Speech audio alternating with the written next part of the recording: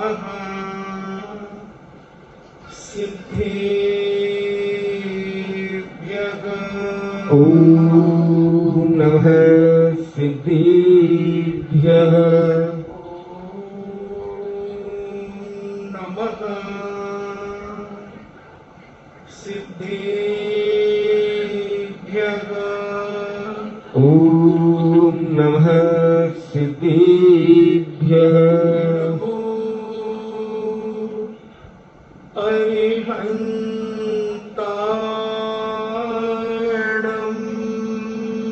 नमो अरिहन्ताण।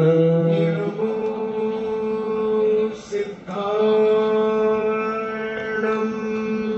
नमो सिद्धाण। नमो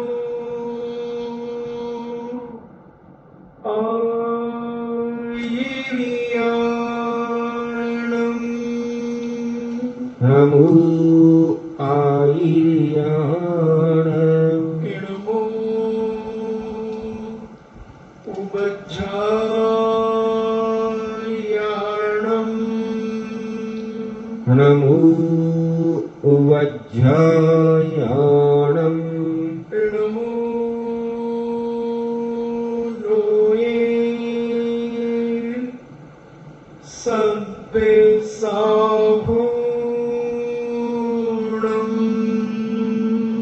नमो लोये सब्बसाहूण।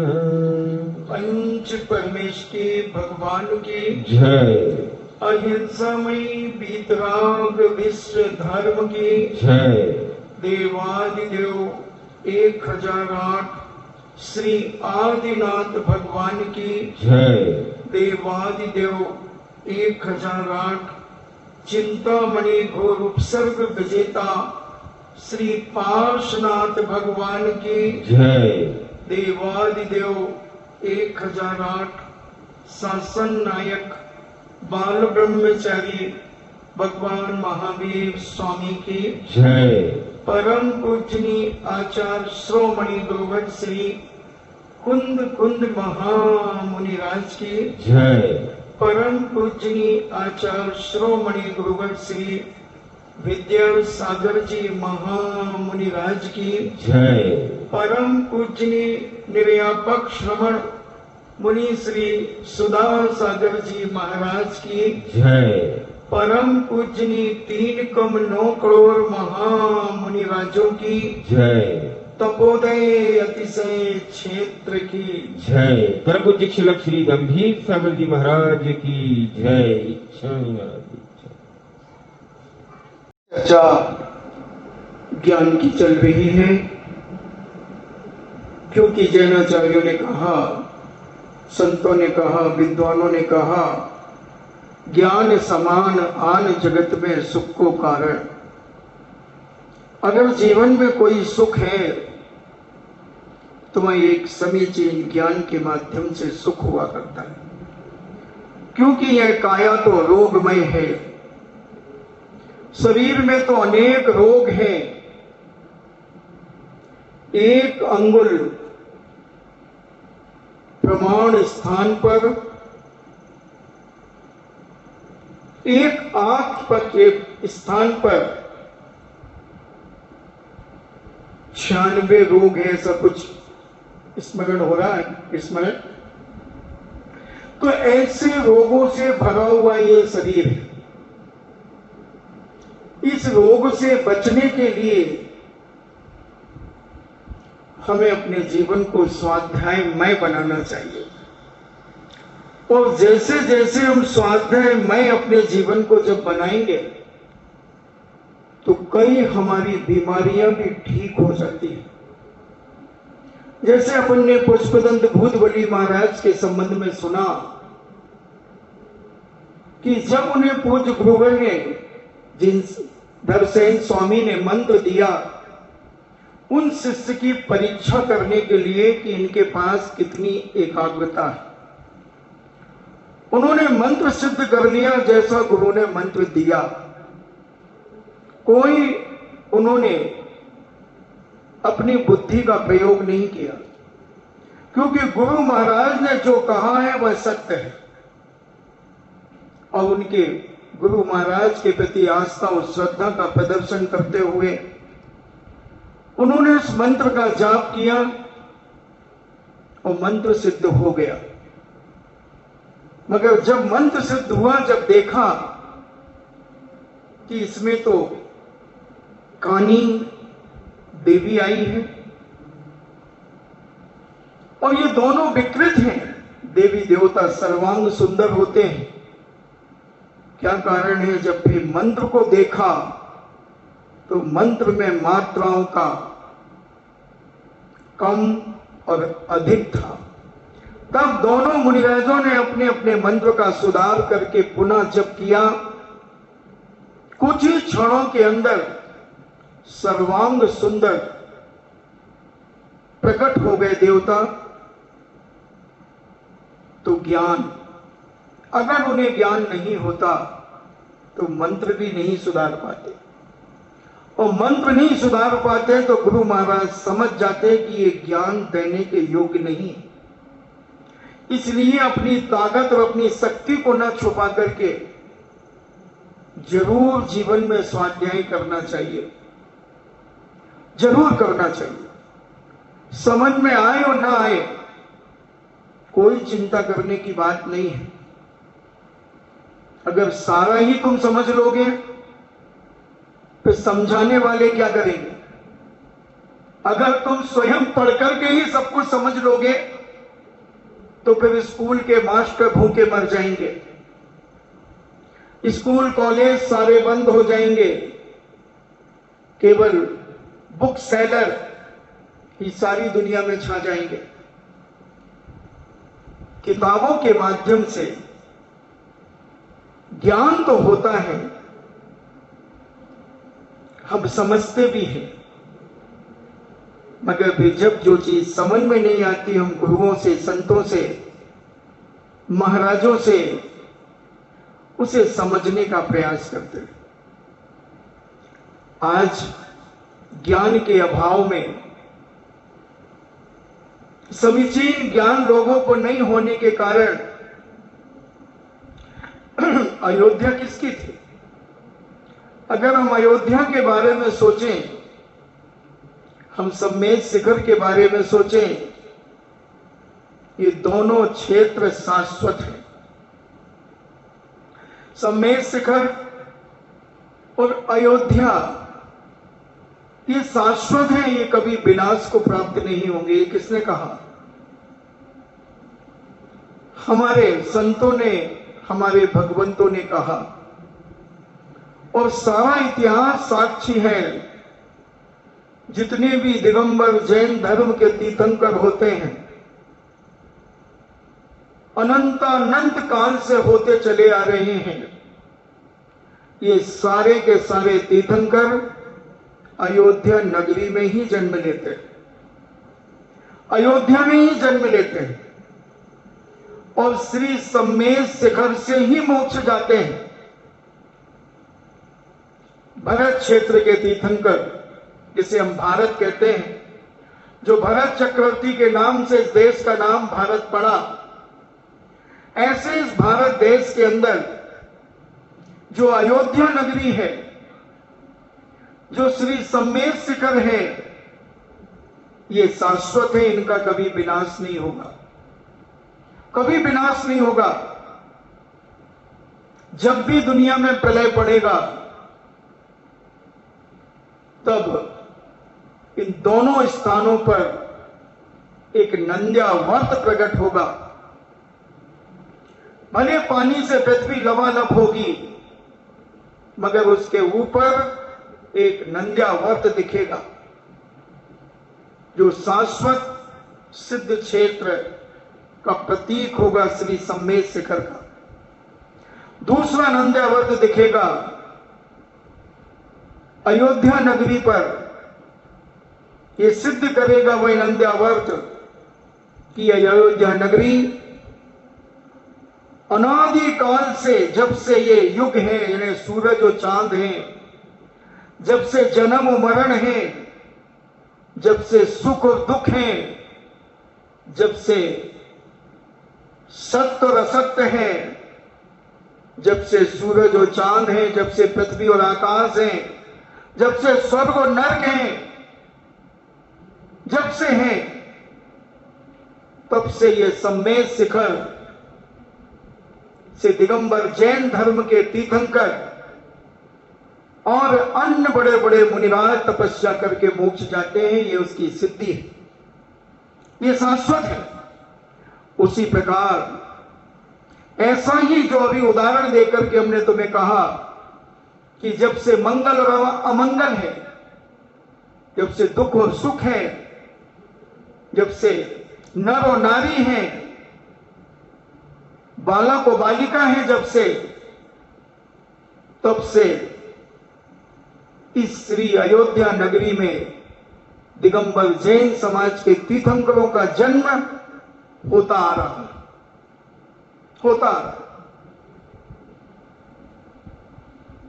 और केवल एक अवसर्पणी काल दोष होता है, हुंडा अवसर्पणी काल दोष, जिसमें कुछ हिरास होता है। अवसर्पणी का मतलब है हिरास होना, और हुंडा काल एक ऐसा हो जाता है उसी के साथ में जिसमें कुछ परिवर्तन देखा जाता है।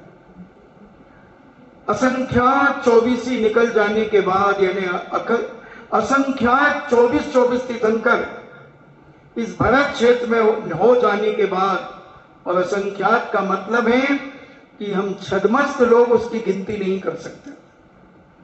ऐसा समय निकल जाने के बाद, यानी कितने कल्पकाल निकल, असंख्यात कल्पकाल निकल जाने के बाद, और एक कल्पकाल 20 कोड़ा कोड़ी सागर का हुआ करता है। ऐसे असंख्यात कल्पकाल निकल जाने के बाद एक ऐसा काल आता है जिसे हुंडा और सर्पणी काल दोष कहते हैं, और उसमें कुछ तीर्थंकरों के जन्म अन्य स्थानों पर होते हैं। जैसे इस बार की 24 जो श्री ऋषभनाथ स्वामी से लेकर भगवान महावीर स्वामी तक की जो 24 हुई, उसमें हमारे 3 तीर्थंकर ही अयोध्या में जन्म लिया। बाकी 21 तीर्थंकरों ने बनारस में लिया, और भी जगह लिया, मथुरा में लिया, द्वारका आदि में लिए। तो ऐसे तीर्थंकर ये काल के प्रभाव से, बाकी जब हम पूर्व का इतिहास देखते हैं तो अयोध्या नगरी में दिगंबर जैन धर्म के तीर्थंकर अनंत काल से होते चले आ रहे, और अनंत काल तक होते रहेंगे, जब से ये स्वर्ग और नरक होगा, जब तक आदमी का जन्म मरण होगा, जब तक मोक्ष होगा, तब तक ये तीर्थंकर वहां जन्म लेते रहेंगे और सम्मेद शिखर से मोक्ष जाते रहेंगे। मैंने कल कहा था कि ऐसा कौन सा स्थान है जहां दिगंबर जैन धर्म की प्रतिमाएं, यानी भगवान नहीं निकलते। अभी अभी आज पता चला कि अयोध्या के अंदर अनेक दिगंबर प्रतिमाएं आज ही निकली खुदाई में, अयोध्या के अंदर। कर्नाटक में एक मंदिर मस्जिद के नीचे निकली। मैंने जहां तक सुना, जहां तक पढ़ा, जहां तक लोगों ने मुझे सुनाया, उस तक के इतिहास में हर जगह दिगंबर जैन प्रतिमाएं ही निकलती हैं। आप गोवा राज्य पूरा दिगंबर जैन धर्म का मानने वाला जैन राज्य था। पूरे गोवा में जैन समाज रहा करती थी, मगर उन आताताई सत्ताओं ने धर्म परिवर्तन के नाम पर हमारे जैन भाइयों को मौत के घाट उतारा। 20-20 हजार युवाओं को तोप से उड़ा दिया। या तो गोवा छोड़ो या मौत के घाट उतरो या धर्म परिवर्तन करो। हमारे युवाओं ने मौत को स्वीकार किया। अब वो मरे नहीं, वो शहीद हुए, क्योंकि वो एक समीचीन और सत्य और अहिंसा के लिए अपने जीवन को उन्होंने कुर्बान कर दिया। कुर्बान कर दिया उन आताताई सत्ताओं के सामने, क्योंकि शस्त्र के सामने शास्त्र नहीं चलता। अगर उनमें दम थी तो वो शास्त्र से बात करते, तो हमारे युवा भी शास्त्र का जवाब शास्त्र से देते। मगर जैन दर्शन एक अहिंसावाद का प्रचारक होने के साथ साथ अपने जीवन में धारण करने वाला भी है। तो उन्होंने हिंसा का उत्तर उन्होंने हिंसा से नहीं दिया, उन्होंने हिंसा का उत्तर अहिंसा से दिया। और जहां शस्त्र होते हैं वहां शास्त्र का क्या काम? बीमार आदमी को उपदेश का क्या काम? आतंकी, अत्याचारी, अनीतियों में जीने वाले व्यक्ति को नीतियों का क्या काम? तो ऐसा ही कुछ हुआ हमारे जैन धर्म के साथ, हमारे अहिंसा धर्म के साथ। तो बंधु, जहां देखो वहां जहां भी खुदाई होती है, चाहे किसी अन्य व्यक्ति के परिवार के मकान की खुदाई हो, किसी मंदिर और मस्जिद के नीचे की खुदाई हो, सामान्य किसी मैदान में खुदाई हो, किसी कुएं के पानी को लाने के लिए कुएं की खुदाई हो, किसी बावड़ी की सफाई हो, जहां देखो सारा इतिहास, भारत का क्या विश्व का इतिहास साक्षी है इन सब चीजों पर। कहने की कोई विशेष जरूरत नहीं। अब तो व्हाट्सएप चलते हैं और आज 99.9 लोगों के पास मोबाइल है। अब उस मोबाइल पर ये सूचनाएं, घटनाएं प्रकाशित होती हैं, भेजी जाती हैं कि जैन प्रतिमाएं निकली।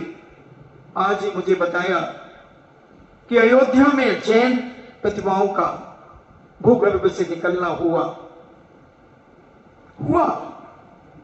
कोई आश्चर्य की बात नहीं, मैं तो आश्चर्य करते नहीं। हमारी धरोहर है। एक अरबपति खरबपति बाप के बेटा के बचपन में पिताजी मर गए और वह बेटा जब जवान हुआ तो सारे नगर वासियों ने अपनी ईमानदारी का परिचय देते हुए कहा, बेटा ये जो बाग है तुम्हारे पिताजी का है। अच्छा, मेरे पिताजी का है? ठीक है। किसी ने कहा कि ये जो महल है तुम्हारे पिताजी का है। अच्छा, हां। जो ये ढपोला, क्या कहते हैं? क्या कहते हैं? ढपोला, जहां बहुत सारे लोग रहते हैं। ढपोला, ये ढपोला तुम्हारी भाषा में कह रहा हूं, ये ढपोला भी तुम्हारे पिताजी का था और हम सब किराएदार थे। हम ये किराया देने आए हैं। ये महल भी हमने किराए पे लिया, तो हम इसका किराया देने आए हैं। वो अपनी मां से पूछता है, मां इतने सारे लोग आ रहे हैं, कोई किराया देने आ रहा है, कोई कह रहा है कि इस मकान को आप बेचे, इसकी रजिस्ट्री करवा दीजिए। तो मां अपना कितना था, क्या क्या था अपने पास? बेटा तेरे पिताजी के पास और तेरे दादाजी के पास ये पूरा नगर था। मां, हां बेटा, नगर था। मगर कुछ आताताई लोगों ने, कुछ गुंडे बदमाशों ने बहुत सारी जमीन जायदाद को हड़प लिया, अपने नाम करा ली, शस्त्र के बल पर, शस्त्र के बल पर, अनीतियों के बल पर, झूठ के बल पर, धोखाधड़ी के बल पर। अच्छा मां, हाँ बेटा, अपन तो लड़ाई झगड़े में विश्वास नहीं रखते, अपन तो अहिंसा पर विश्वास रखते हैं, वात्सल्य पर विश्वास रखते हैं, सत्य पर विश्वास रखते हैं बेटा। इसलिए बहुत सारे लोग अपन को लूट करके ले गए। मां, ये तो गलत किया ना? हाँ बेटा, ये तो साक्षात गलत है, साक्षात गलत है। तो मां, फिर इसका दादाजी ने और पिताजी ने कोई विरोध नहीं किया? बेटा, ऐसा आताताई सत्ताओं का राज आने लगा, पिताजी ने उसका विरोध उचित नहीं समझा। उन्होंने कहा ठीक है, वो जाने, उनका काम जाने, कर्म उन्हें देख रहा है, धर्म उन्हें देख रहा है, और साक्षात ईश्वर उन्हें देख रहा है, भगवान जिनेंद्र भी देख रहे हैं। आताताई सत्ताओं का इस अवसर बड़ी काल में कुछ बोलबाला ज्यादा हो जाता है। इसलिए बेटा डरो मत, जो ये खुशी खुशी दे रही है सब अपना है, जो लूट लिया वो भी अपना था, मगर अपन ने उसे छोड़ दिया। उसी प्रकार की दशा हमारे जैन दर्शन के साथ हुई। हमारे बहुत सारे मंदिर लोगों ने लूटे जो हमारे थे, जो हमारे थे। सवाई माधोपुर के लोगों ने सुनाया, कितना स्वाभिमानी है जैन। जब 7 मंदिर वहां के लूटे गए, बड़े बड़े विशाल मंदिर, 7 मंदिर, और जब राज दरबार में यह घोषणा की गई, राजा ने वो मंदिर दिलवाने का प्रयास किया और कहा कि ये मंदिर हम दिलवाते हैं। मगर हमारा जैन कहता है कि जिस मंदिर पर जिनैन प्रतिमा बैठती है, और अगर उस मंदिर पे कोई दूसरा बैठ जाता है तो हम उसे स्वीकार नहीं करते, हम खुद नए बना लेंगे। और हमारी वहां की समाज ने विशाल बड़े बड़े मंदिर पुनः 7-8 बना लिए। पुरानी घटना है, कितना बहुमान और स्वाभिमान होता था। हमने एक सुनाई थी, एक घटना प्रासंगिक है, पुनः सुनाऊंगा। श्री मुक्तागिरी की है, जिसे हम मेड़गिरी भी कहते हैं, जहां से 5 करोड़ मुनि मोक्ष गए। मुक्तागिरी से 5 करोड़ मुनिराज जहां से मोक्ष गए, ऐसा महासिद्ध क्षेत्र है। यह भी बहुत पुरानी घटना है, 100-150 साल पुरानी तो होगी। वहां का कोई जमींदार जूते पहनकर के उस क्षेत्र के ऊपर चढ़ने लगा। तब हमारे उस सेठ ने, जो अमरावती का सेठ था और बगेरवाल जैन समाज का सेठ था, उस बगेरवाल को टीस लगी।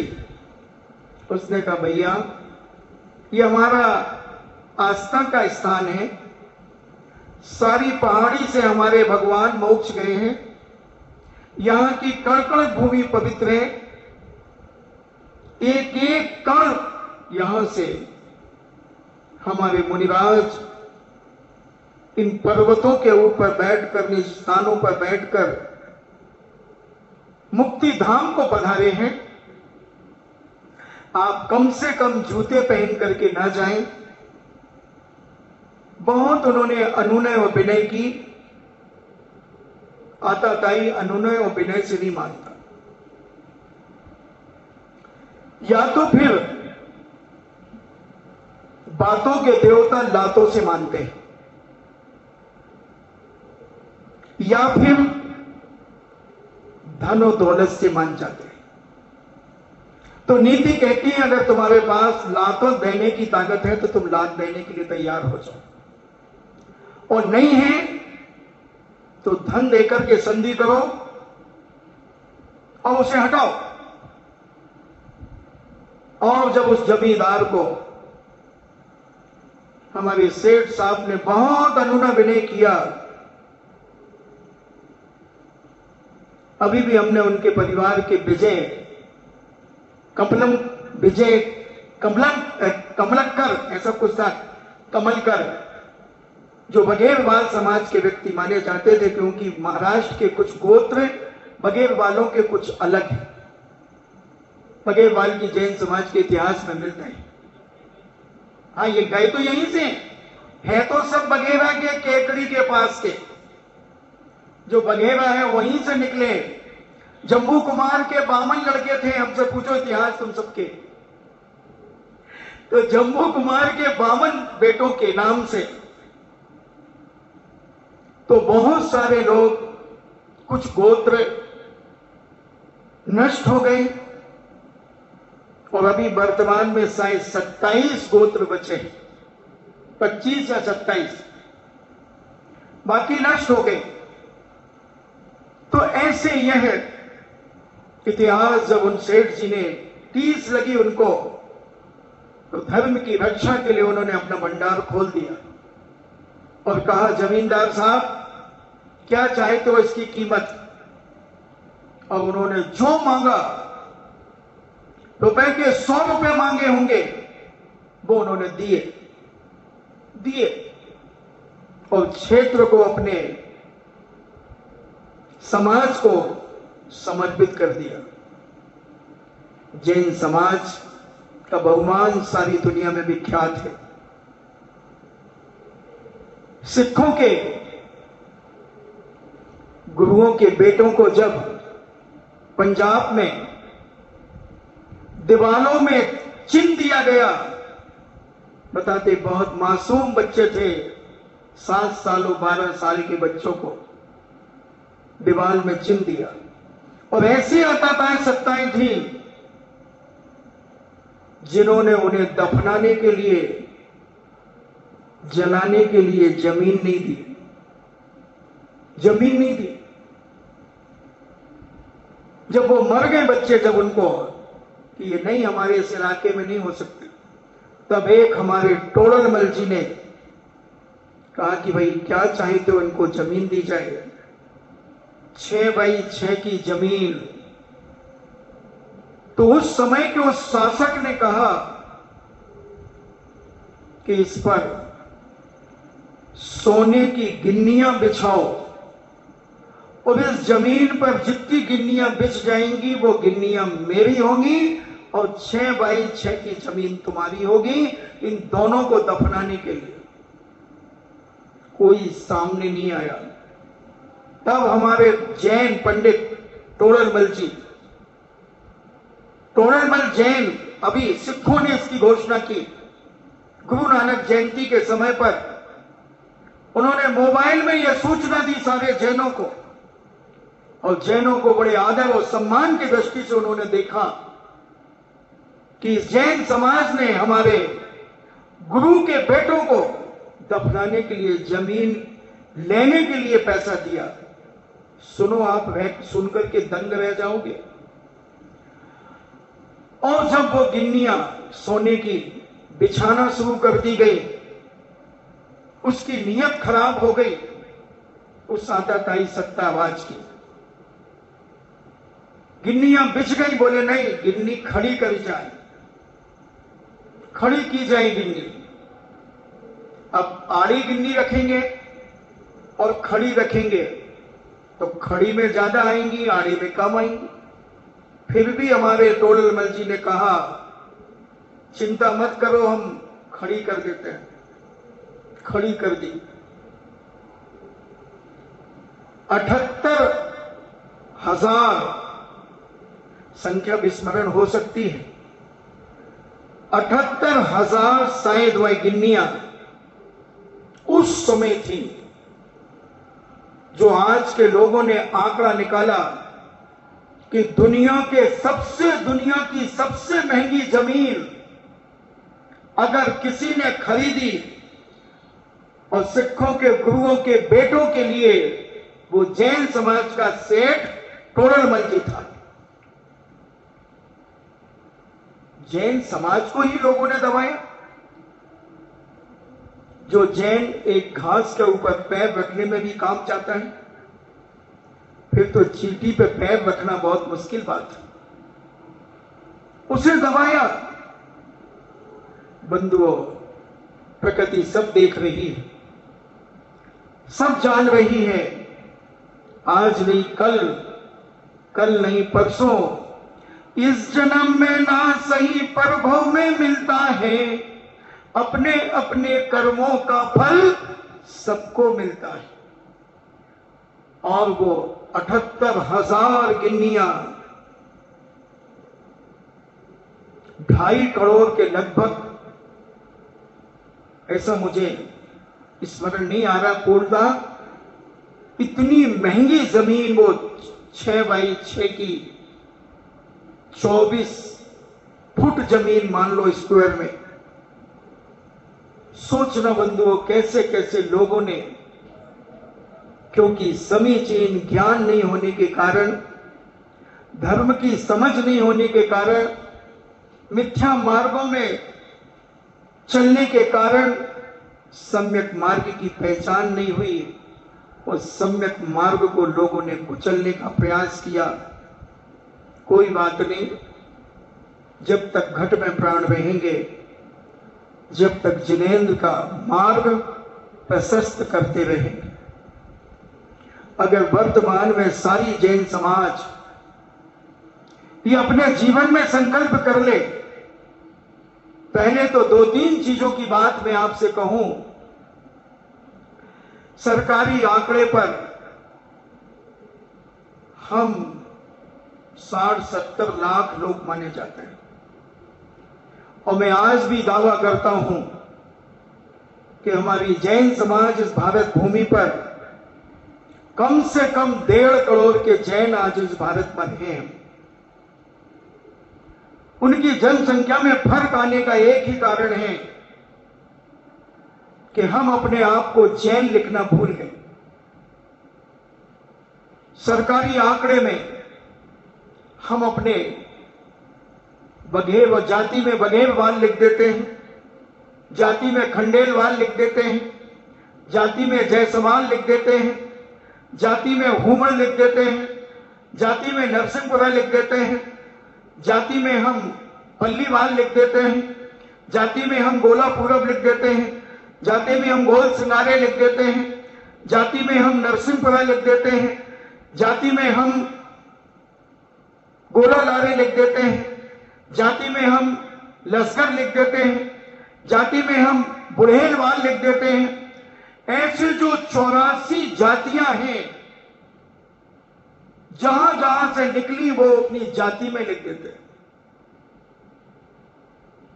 अग्रवाल, वो अग्रवाल लिख देता, वो जैन नहीं लिखता, वो जैन दर्शन मानता है।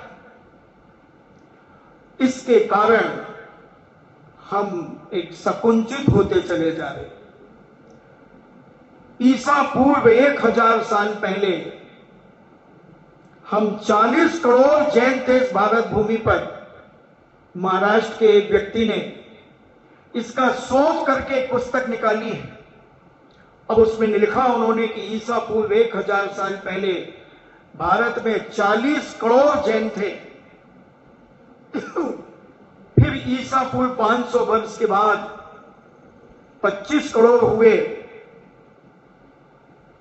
फिर अमोघ वर्ष के समय पर हम 20 करोड़ हुए। फिर 815 में हम 12 करोड़ हुए।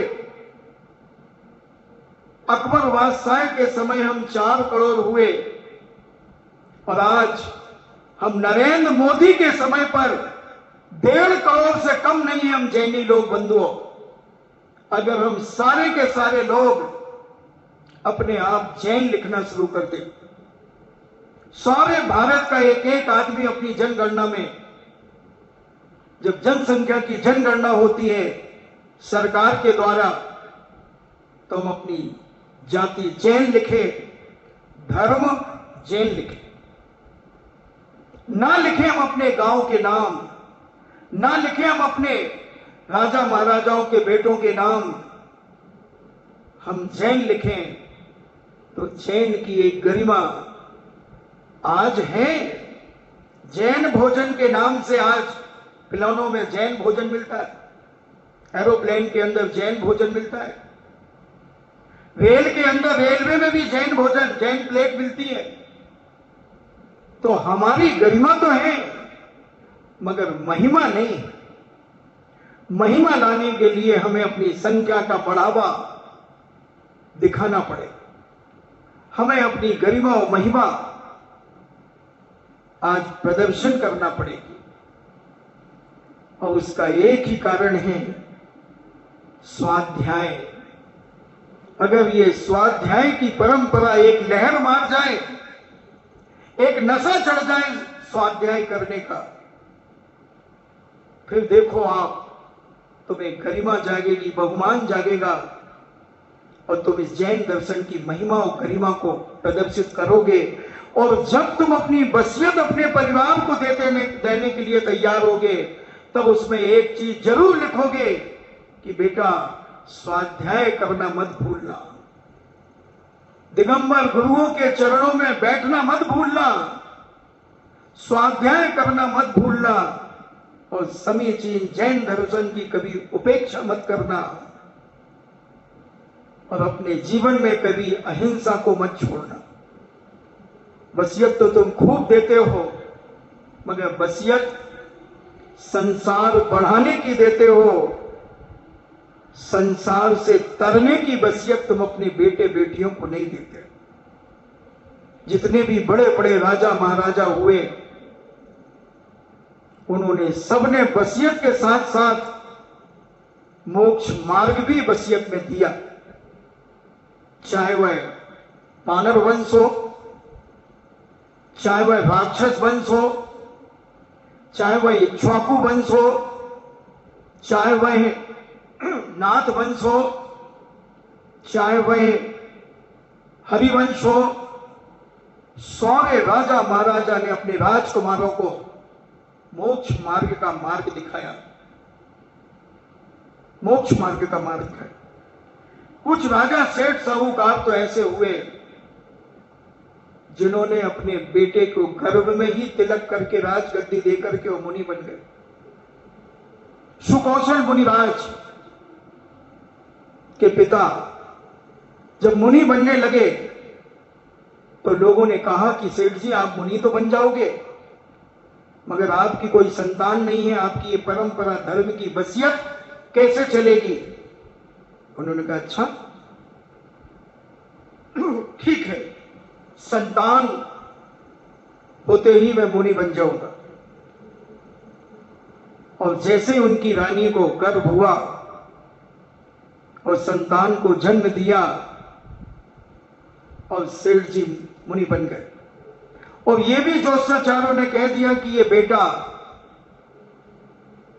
मुनि का मुख जिस दिन मुनि को देख लेगा, ये बेटा भी मुनि बन जाएगा,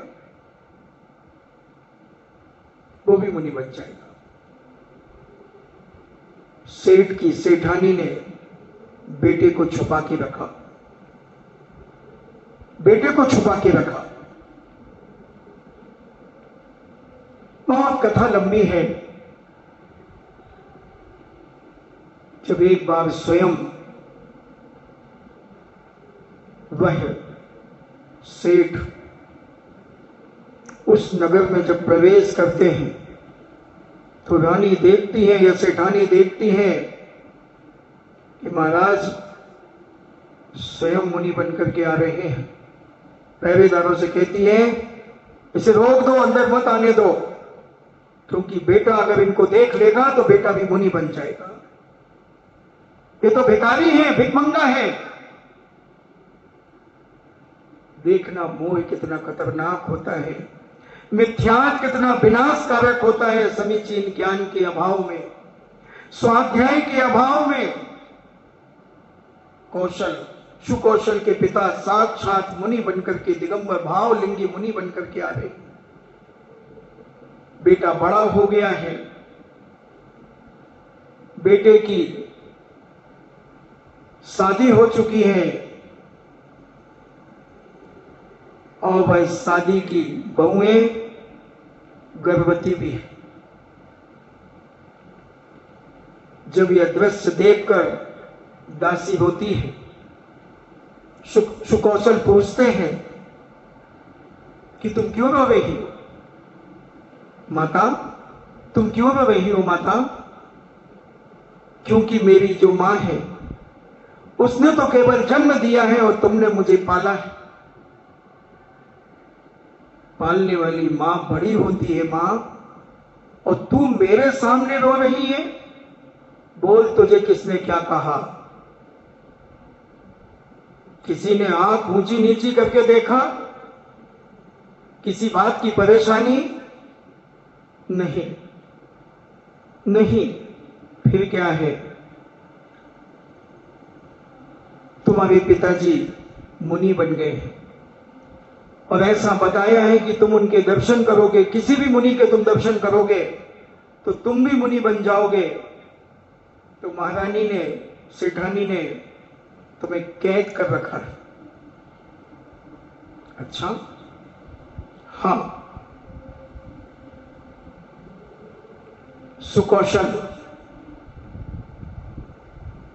अपनी पत्नी को बुलाते हैं जो गर्भवती थी, और उसके गर्भ में ही तिलक करते हैं और अपने महल के पीछे से उतर जाते हैं और पूज्य मुनिराज उन्हें मिलते हैं, उनके दर्शन करते हैं, संसार की असारता को समझते हैं और वैराग्य से भरकर के दीक्षा ले लेते हैं। पिता पुत्र दोनों मुनि बनकर के विचरण कर रहे हैं और मां इतनी मोह में पागल हो गई कि वह मर करके त्रियंचनी हो गई। मां मर करके त्रियंचनी हो गई और ब्यागनी हो गई या श्यालिनी हो गई। देखना, बेटा मुनि बना, इतना मोह कि इतनी मायाचारी, इतना छल कपट कि मरकर के श्यालिनी हो गई। और कुछ वर्षों के बाद पिता पुत्र दोनों मुनि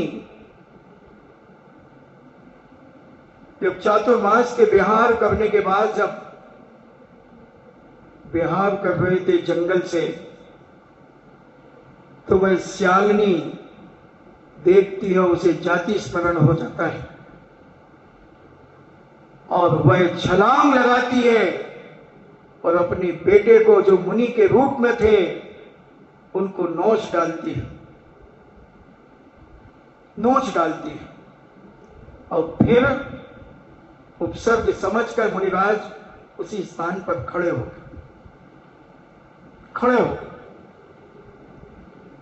और नोच नोच करके 3 दिन तक खाती रही। मोह कितना, क्रोध कितना, कसाई कितनी खतरनाक होती है। 3 दिन तक खाती रही वह श्यालिनी। मुनिराज 3 दिन तक वहां खड़े रहे, खाती रही। और जब 3 दिन के बाद फिर उनके पिता ने, पूर्व पति ने उस श्यालिनी को संबोधन दिया, अरे पापनी, तूने अपने ही बेटे को खा लिया। उसे संबोधन दिया, वह श्यालिनी भी वैराग को प्राप्त हो गई। श्यालिनी भी बैराग को प्राप्त हो गई। बिंदुओं, अगर समीचीन ज्ञान, ये 11 अंग 14 पूर्व का ज्ञान, प्रथमानी योग का ज्ञान अगर हमें हो जाए, चरणानी योग का ज्ञान अगर हमें हो जाए, करणानी योग का अगर ज्ञान हमें हो जाए, द्रव्यानी योग का, चारों अनुयोगों का ज्ञान अगर हमारे अंदर उतर जाए, तो हम अपना बेड़ा पार करने के बाद अपनी पीढ़ी को भी संस्कारित करके उसका भी कल्याण करने का रास्ता प्रशस्त कर सकते। इसलिए कहा, ज्ञान समान आन जगत में सुख को कारण। ज्ञान के समान दुनिया में कोई सुख का कारण नहीं है, मगर ज्ञान समीचीन होना चाहिए। ज्ञान एकांत बात का नहीं होना चाहिए, सांख्य बात का नहीं होना चाहिए, मिथ्या मार्ग का नहीं होना चाहिए।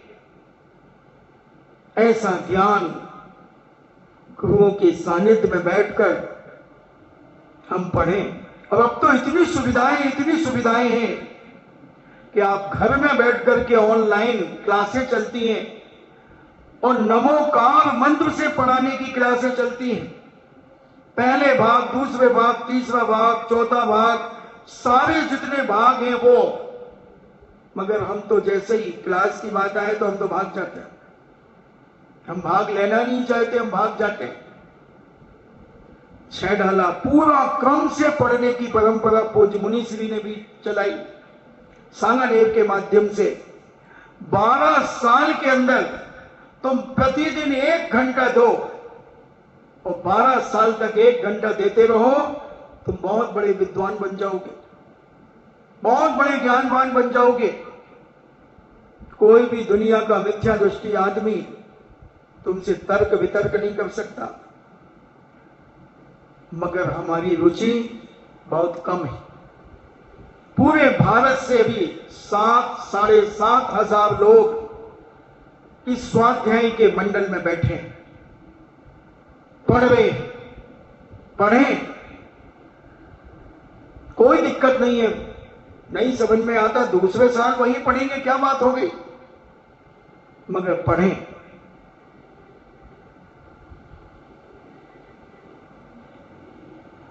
और अपने जीवन को ज्ञानवान बनाएं।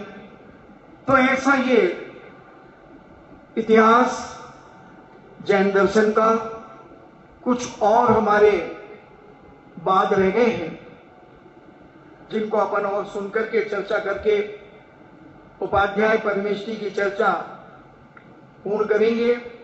प्राणवाद की चर्चा अपन ने की थी, जिसमें हमने चिकित्सा के संबंध में आपसे चर्चा की थी। अब उसमें 13 करोड़ पदों में प्राणवाद पूर्व का वर्णन किया गया है। इसके बाद क्रिया विशाल पूर्व आता है, और इस क्रिया विशाल पूर्व में क्या विषय होता है? संगीत शास्त्र, सारेगामा, संगीत शास्त्र, छंद, अलंकार, शास्त्र स्वरूप,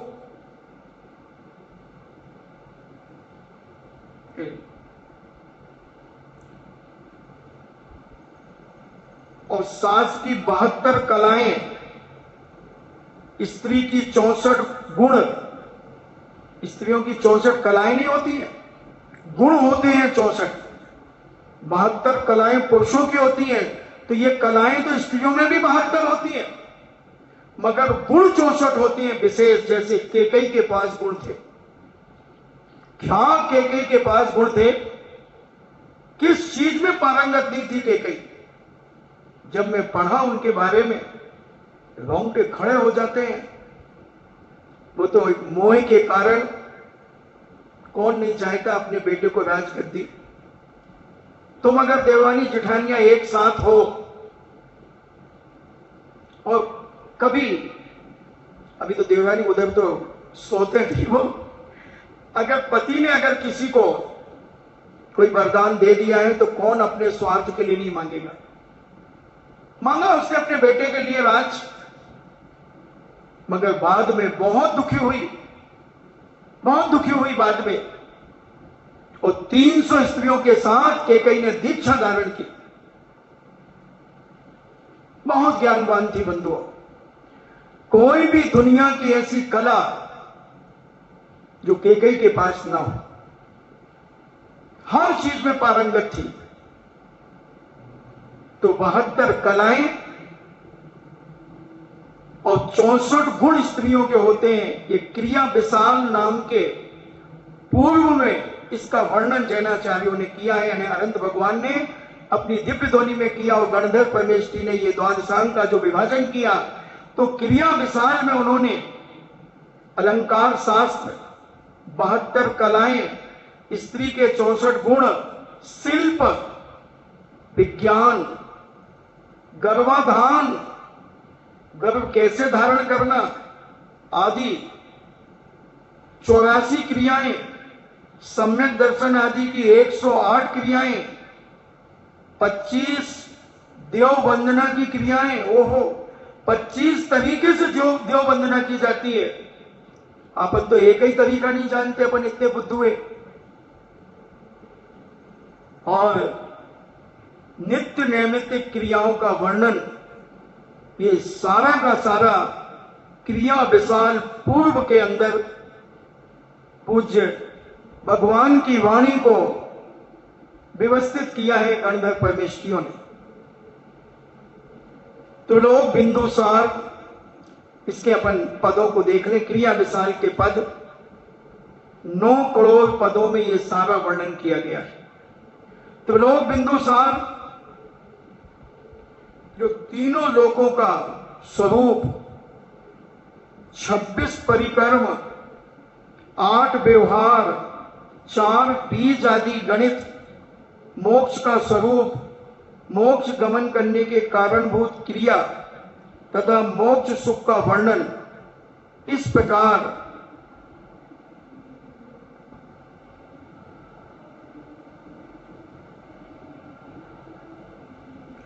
12 करोड़ 50 लाख पदों में तीनों लोकों का स्वरूप जैनाचार्यों ने कहा है।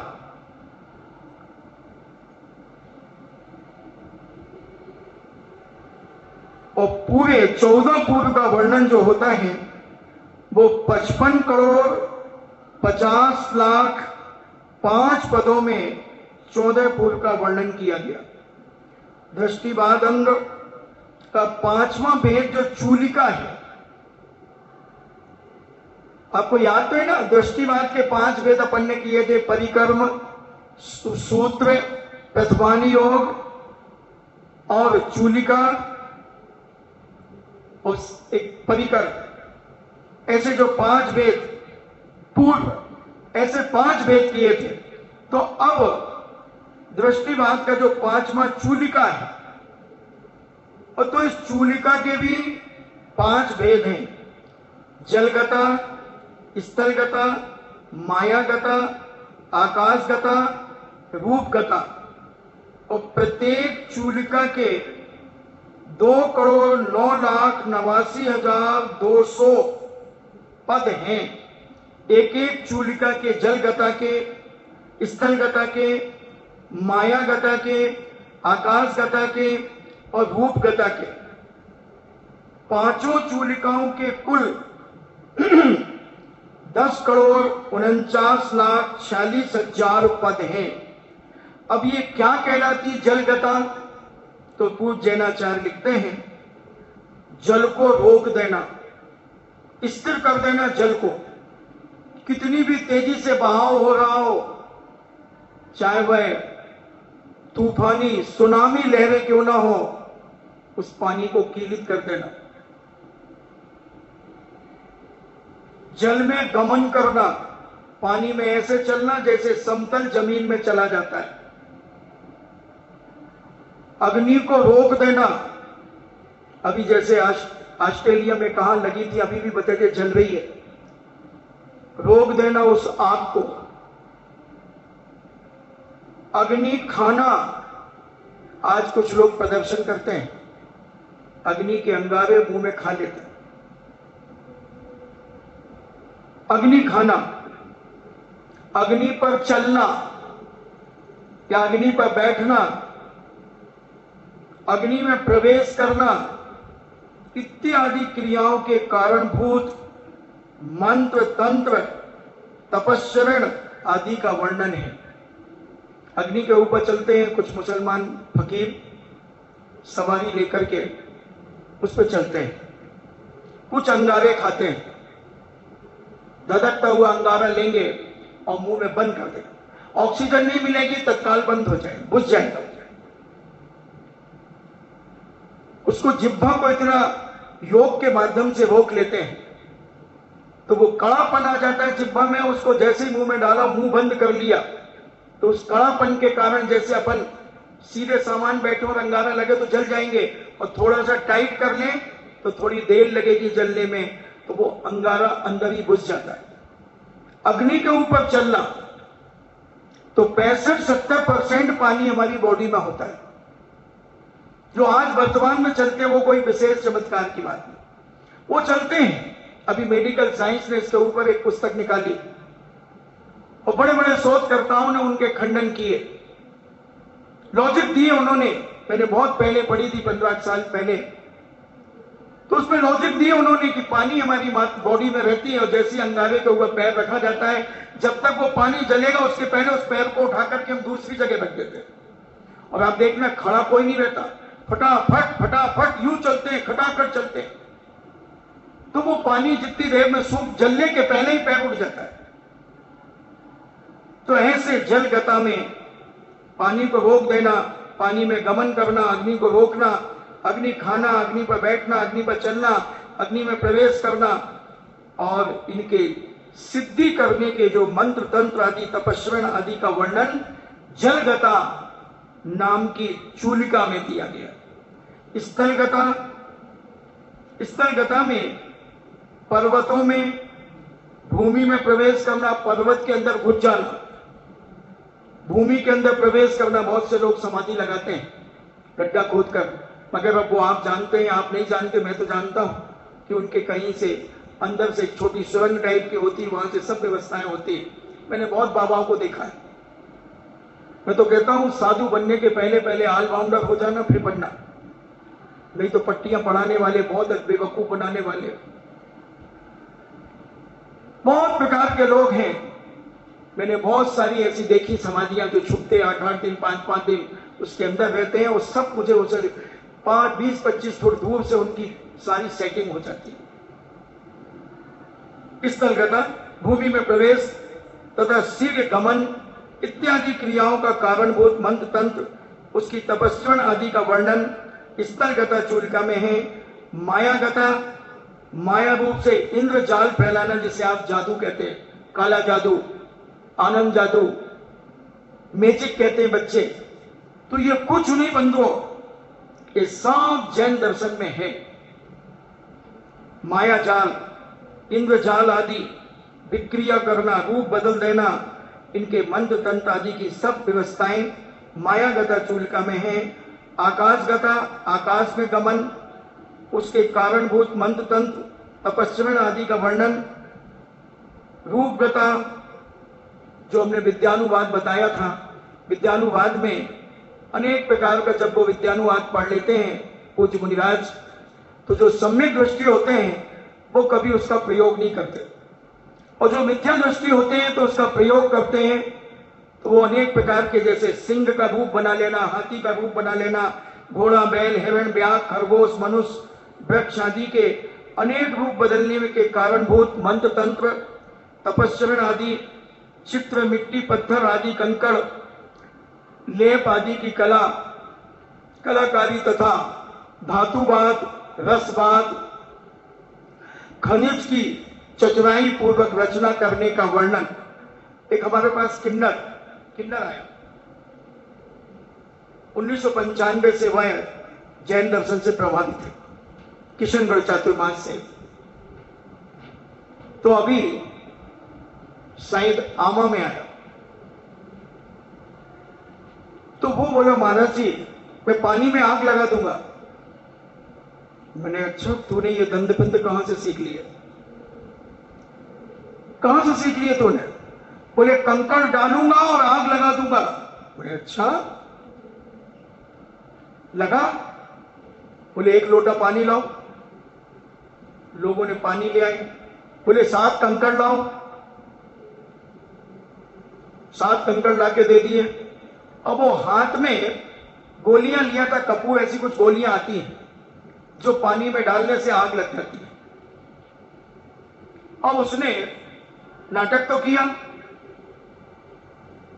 एक्टिंग नौटंकी करता हुआ, अब उसने वो गोलियां फेंक दी। अब उस पानी में आग लग गई और उचकता कूदता बाहर वो पत्थर फेंक के आ गया। और जो लोग थे वो कहे वाह महाराज जी वाह।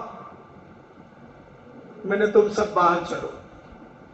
हमने कहा गेट बंद कर, अब बताइए नाटक क्या है सब। तो बोला महाराज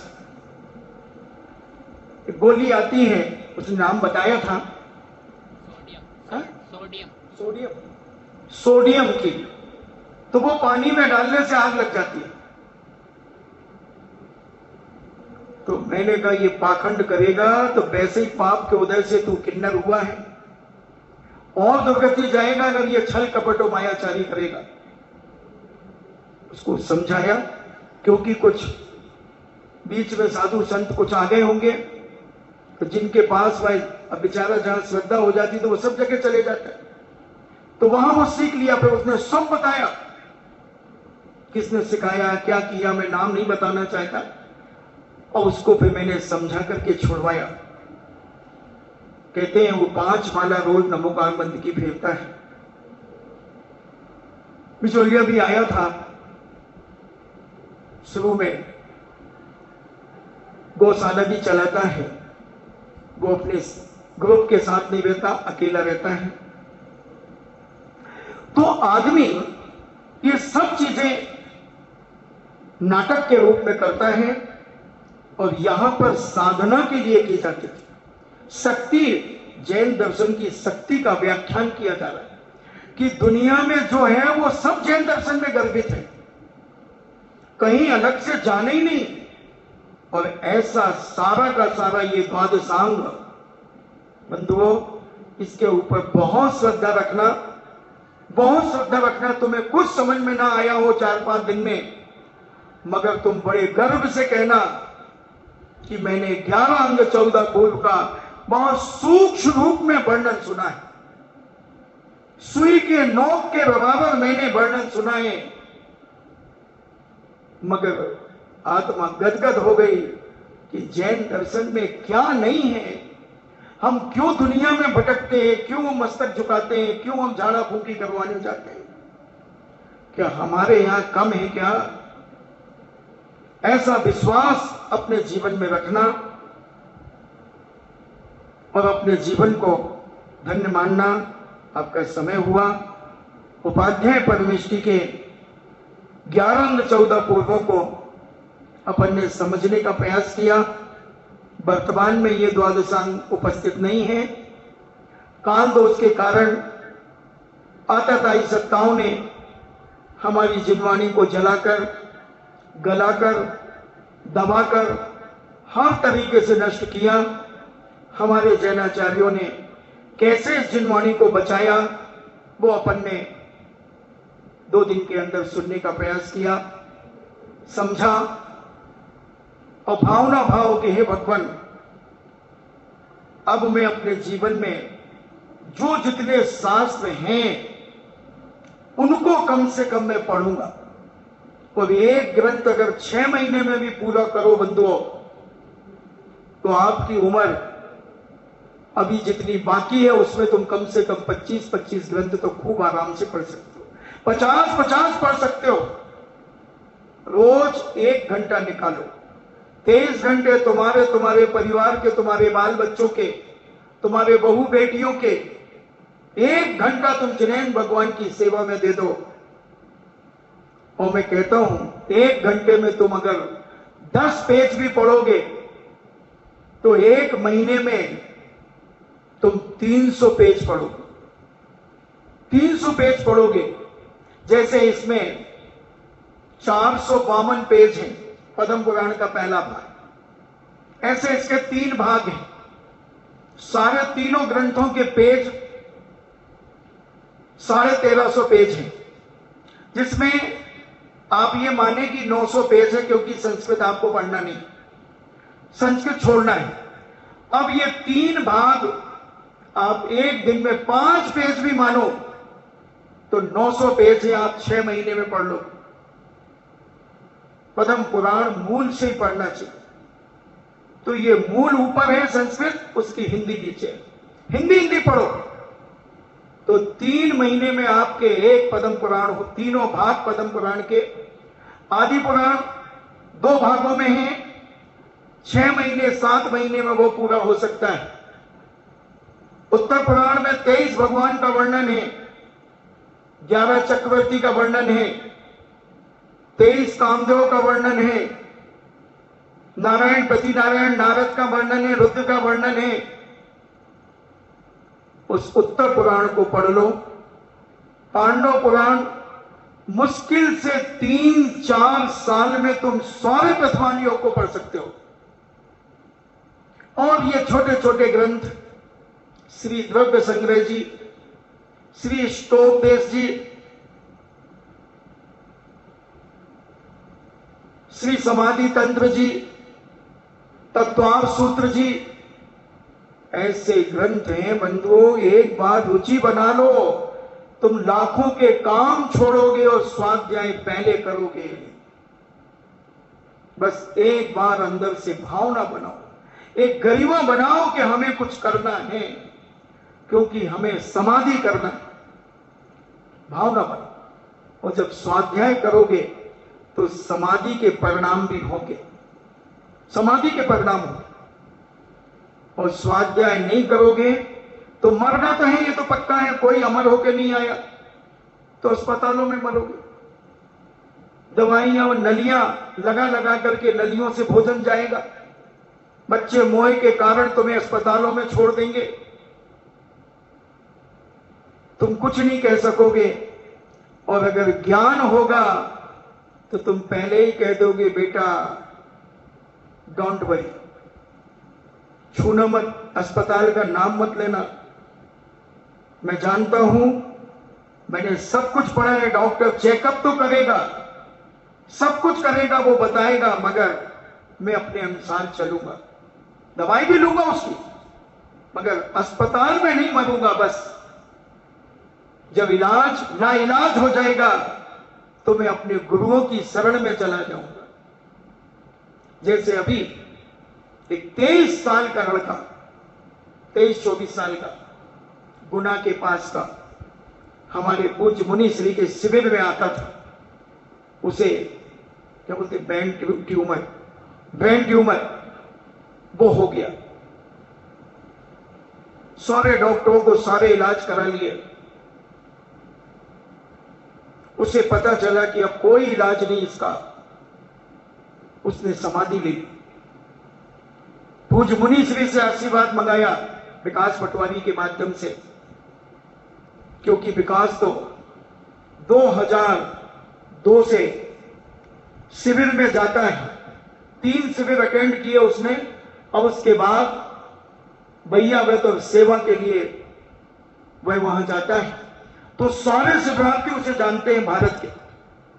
कहीं से नंबर पता करके मित्रों से, और 10-10 उपवास करता था वो व्यक्ति शिविर में। 23-24 साल का बच्चा,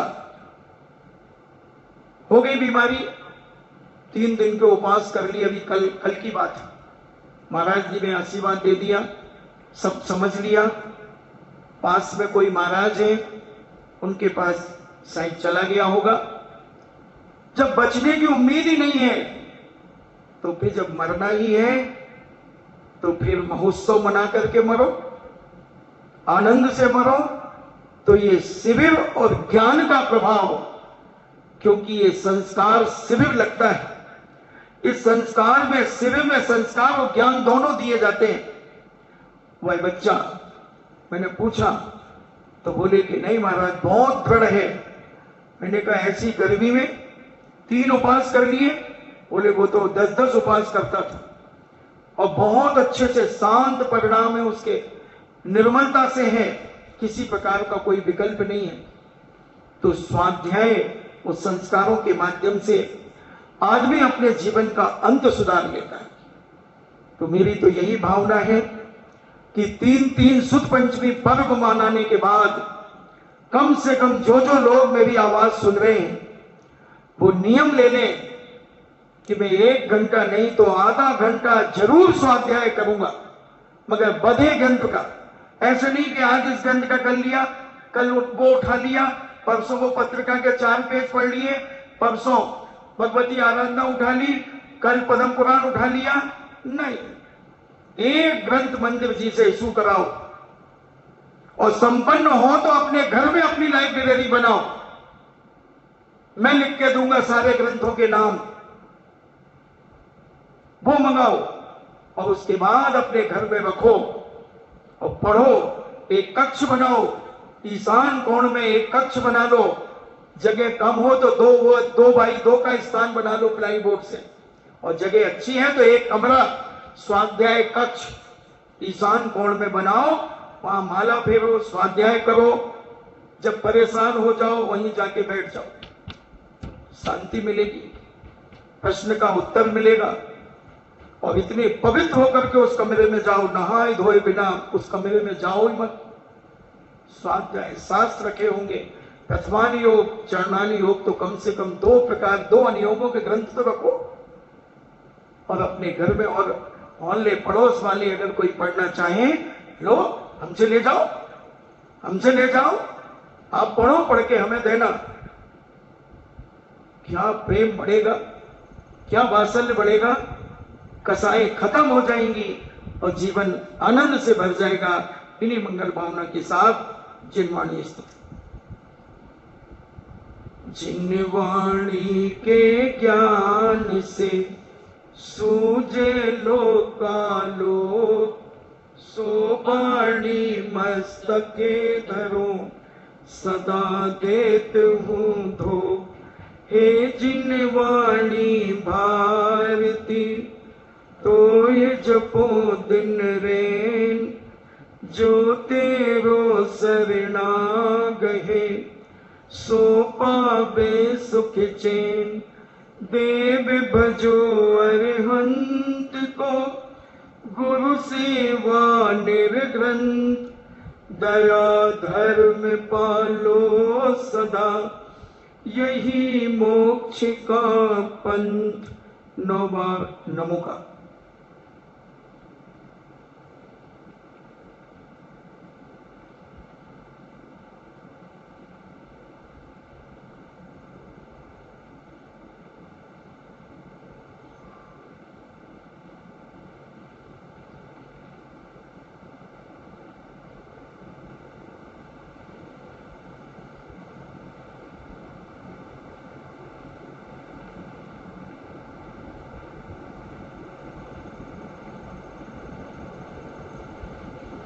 परम पूज्यनीय द्वादशांग जिनवाणी माता की।